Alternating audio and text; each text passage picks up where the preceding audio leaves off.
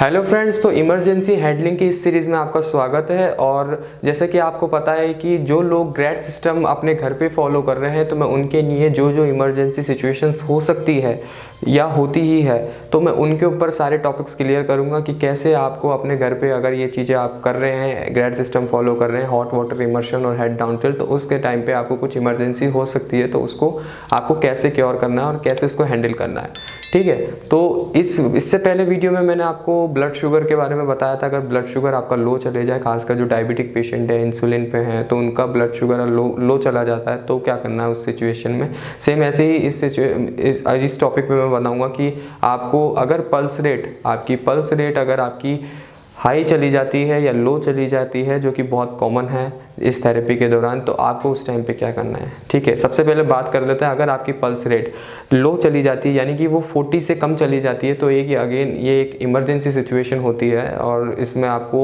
Emergency handle आपको पता होना चाहिए कि आपको कैसे इसको ठीक करना है। ठीक है, तो सबसे पहले अपन बात कर लेते हैं इसको कैसे अपन इसको हैंडल कर सकते हैं। इसमें मैं 3 चीज़ें आपको बताऊँगा।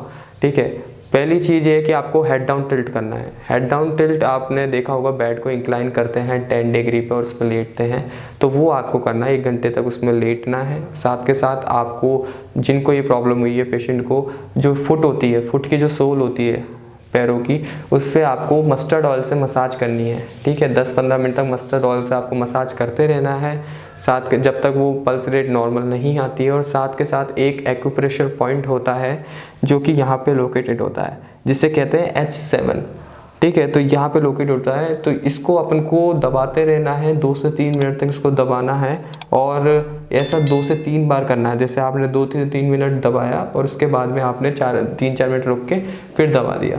ठीक है, तो ऐसा आपको 2 से 3 बार करना है। यूँ कहे तो जब तक वो नॉर्मल नहीं हो जाए, उनकी पल्स रेट वो कंफर्टेबल फील ना करे, तब तक वो ये चीज़ आपको परफॉर्म करते रहनी है। तो ये तीनों चीज़ जैसे मैंने बताई, हेड डाउन टिल्ट, आपको मसाज करनी है फुट पे, और थर्ड आपको एक्यूप्रेशर पॉइंट करना है। ये साथ के साथ ही करना है तीनों चीज़ें। जब पेशेंट हेड डाउन टिल्ट पे लेटा है, तो जब उनके पॉइंट्स ये दबाने हैं और फुट पे मसाज करनी है।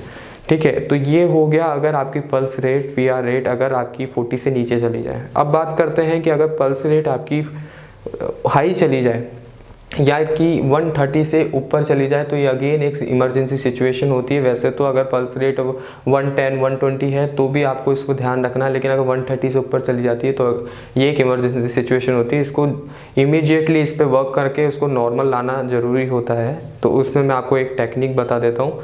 ठीक है, इसमें भी 3 चीज़ें आपको फॉलो करनी है। सबसे फर्स्ट आपको फॉलो करना है वेल्सेल्वा मैन्यूवर।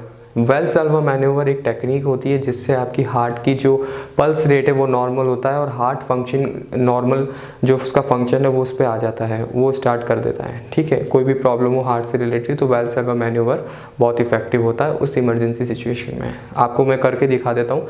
आपको क्या करना है, नॉस्ट्रिल से इनहेल करना है जितना आप कर सकते हैं। उसके बाद में नॉस्ट्रिल को आपने दबा देना है, यानी इसको बंद कर देना नॉस्ट्रिल को, ताकि एयर फ्लो वापस आए ना, और मुंह को भी आपको बंद रखना है। तो आप क्या करेंगे, आप देखेंगे कि आपके पूरे फेस पे या यहाँ तक आपको प्रेशर फील होगा, बॉडी के अंदर पूरा आपको प्रेशर फील होगा, हवा का दबाव महसूस होगा। तो वो हवा का दबाव आपके पल्स रेट और हार्ट के फंक्शन को नॉर्मल करता है। मैं आपको करके दिखा देता हूँ।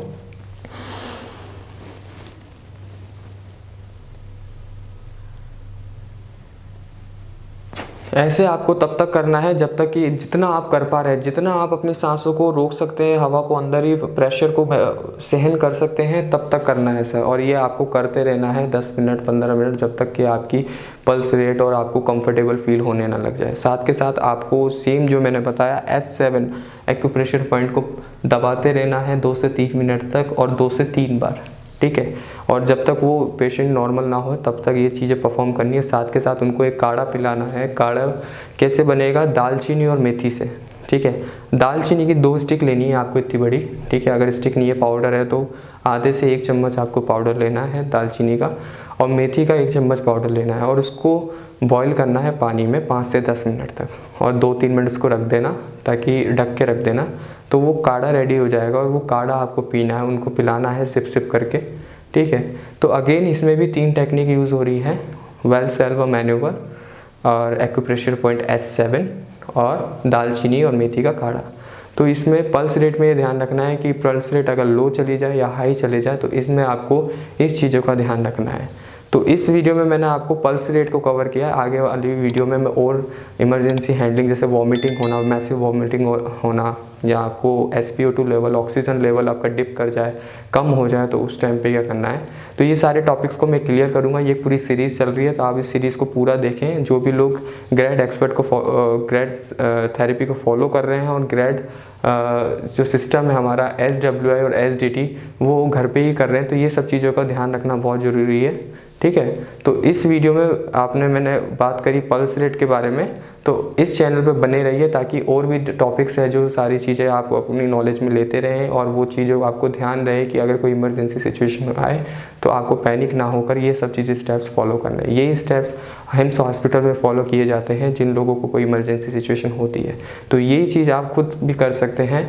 आपको एक सही गाइडेंस चाहिए होता है। अगर आप चाहते हैं कि अगर कोई और डाउट्स हो, कोई क्वेश्चंस हो, तो आप हमें कॉल भी कर सकते हैं। ठीक है, आपको नंबर शो हो रहे होंगे, तो आप कॉल करके भी कोई कंसल्ट कर सकते हैं उस इमरजेंसी सिचुएशन में भी और नॉर्मल आपको नॉलेज के लिए भी। ठीक है, तो वीडियो अगर अच्छी लगी है तो वीडियो को लाइक कर दीजिए, चैनल को सब्सक्राइब कर दीजिए। Thank you.